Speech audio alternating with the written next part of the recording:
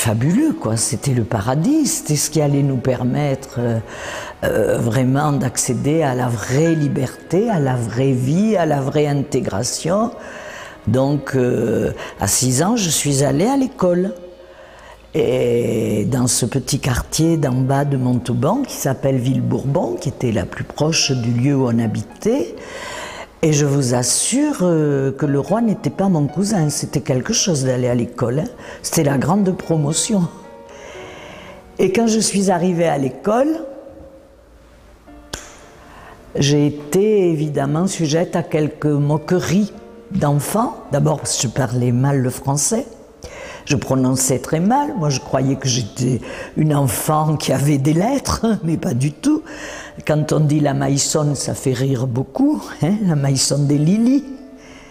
Et donc j'ai été soumise à ces moqueries, et alors là, ça a été l'effondrement total.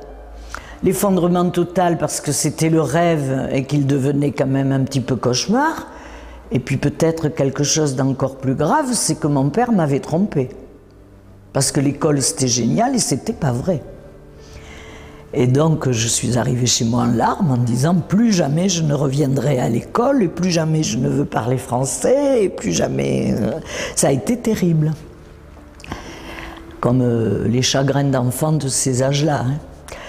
Et le lendemain, mon père m'a accompagnée à l'école et je disais, et c'est vrai que je n'ose pas dire combien d'années après, 60 et quelques années après, je sens encore la main de mon père m'amenant à l'école et me disant mais non, mais c'est une erreur, tu vas voir, aujourd'hui tu vas revenir et puis maintenant ils savent que tu connais une autre langue et ça va pas du tout se passer comme ça et ta maîtresse était ravie que tu sois là.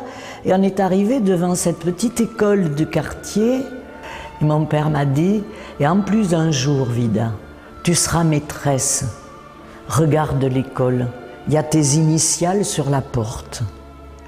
Et à ce moment-là, je regarde, et effectivement, sur cette grille en fer forgé, il y a une espèce de petit écusson où il y avait un VM. Alors là, ça a été sidérant. Je ne devais pas être très rapide parce que j'ai mis quelque temps à comprendre que ça voulait dire ville de Montauban.